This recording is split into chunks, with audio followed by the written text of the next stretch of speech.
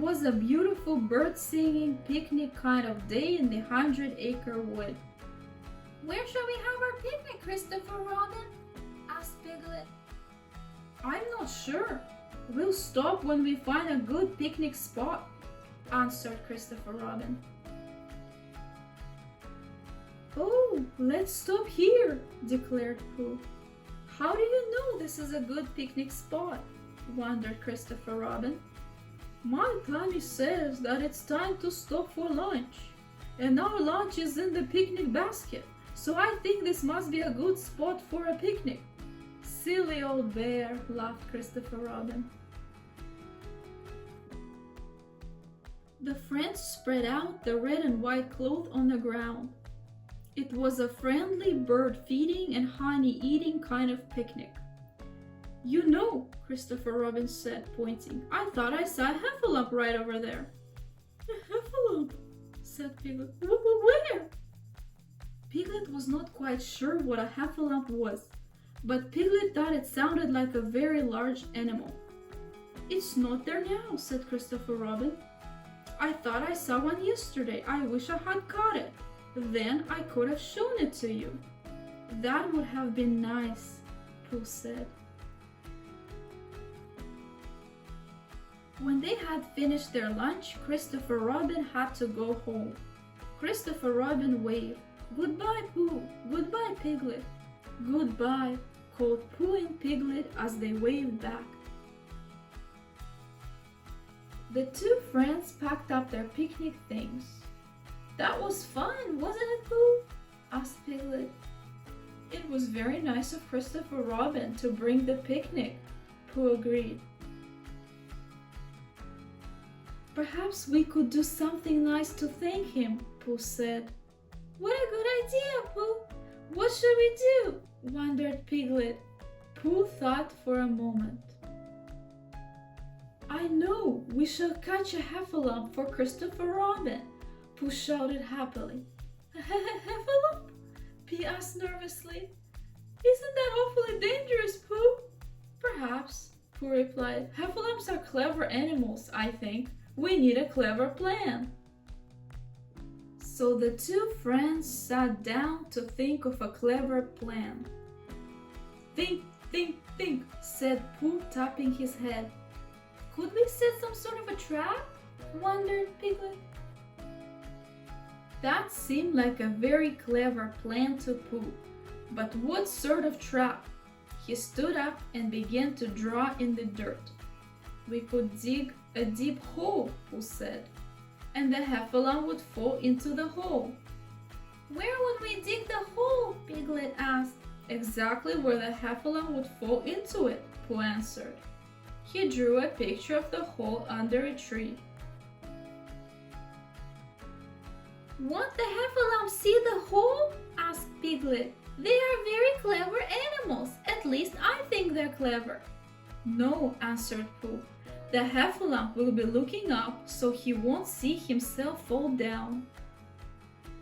Piglet smiled. "Yes," he said. "That is a very good plan. Heffalumps are always looking up." Piglet did not really know if heffalumps always looked up or not, but he thought they did. One problem still remained. How would they lure the heffalump to the hole? "I know," said Piglet excitedly. "Heffalumps are very large, so they must eat a lot of food." Piglet drew a heffalump in the dirt to show Pooh how big it was, or at least how big he thought it was. "Maybe it would come to the hole if there was food," said Piglet. "But what food do heffalumps like, Pooh?" Piglet turned around to find that Pooh had fallen asleep. All this heffalump talk had tired out the bear's little brain. "Pooh," said Piglet. "Yes," said Pooh sleepily. "What do you think a heffalump likes to eat?" Piglet asked. Pooh thought of the only food he ever thought of, honey, he replied. "Yes," Piglet said excitedly, "that is a good idea. Heffalumps like honey. At least he thought they did. Hooray! Piglet cried. "We have a clever plan."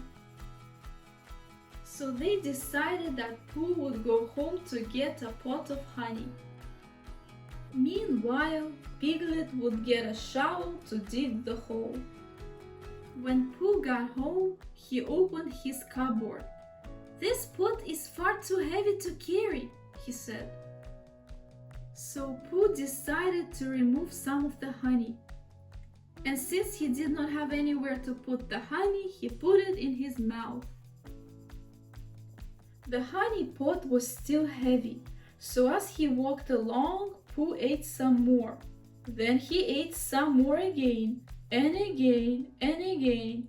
As Pooh walked to meet Piglet, the pot felt much lighter, but for some reason his stomach felt heavier. When Pooh arrived, Piglet had nearly finished digging the hole. "Did you bring the honey?" Piglet asked. "Yes," answered Pooh. Pooh handed the honey pot to Piglet, and together they placed it in the hole. The trap was all set. It was getting late.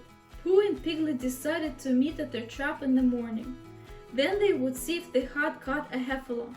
"Good night, Pooh," said Piglet. "Good night, Piglet," said Pooh. Later that night, Pooh woke up with a rumbling in his stomach. It could only mean one thing: he was hungry. So Pooh went to his cupboard for a pot of honey, but when he looked inside, his last pot was empty. Where had all his honey gone? "Oh, bother," Pooh said. Suddenly he remembered. He had left a pot of honey in the heffalump trap. "Heffalumps like honey," said Pooh. "It will probably eat the whole pot." At least he thought it would. Pooh could not fall asleep. His empty tummy gave him strange thoughts. He kept imagining heffalumps chasing giant pots of honey. The more he thought about it, the more Pooh wondered if heffalumps really did not like honey after all. And if they did not, then the pot of honey in the trap would still be there, just waiting to be eaten. So Pooh jumped out of bed and ran out the door. Soon Pooh reached the heffalump trap. Pooh tried to see if there was a heffalump in the trap, but it was too dark to tell. So he moved closer to the hole. But he still couldn't see. So he moved even closer and closer until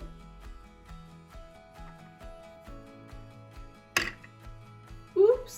He fell into the hole. Pooh looked into the honey pot and decided that heffalumps did like honey, because there was only a little left in the pot. Who else could have eaten it? Pooh stuck his nose into the pot to lick the last few drops.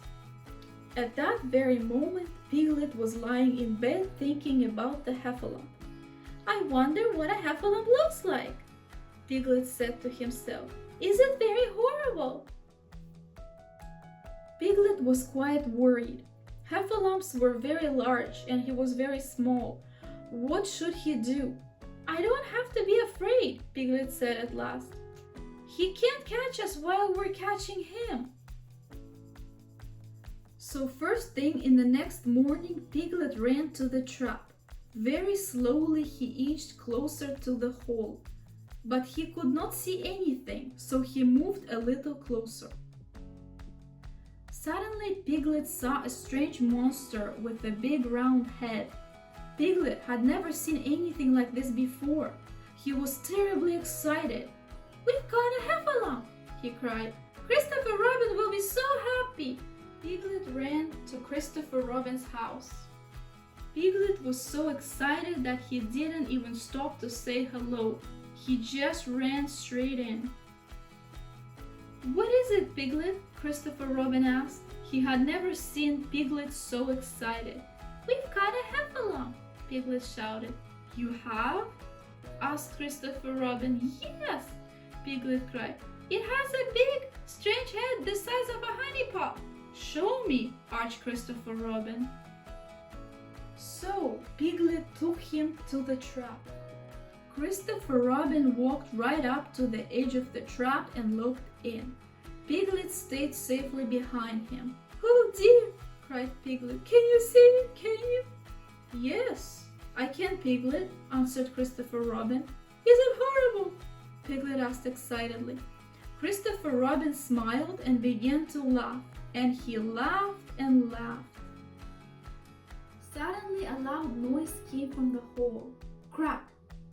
Piglet looked down, and what did he see? Pooh! Piglet had thought it was a heffalump, but it was really Pooh with a honey pot stuck on his head.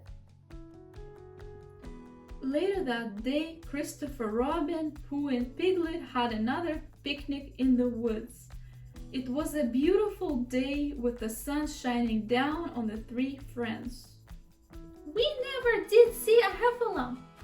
That's okay. Heffalumps are rather shy anyway. Yes. Besides, I had no honey for it, and heffalumps love honey. At least I think they do. Silly old bear, I love you both so much. Thanks for watching. I hope you enjoyed how to catch a heffalump. I had a lot of fun making this video. Please remember to like, subscribe, and stay tuned for more great stories.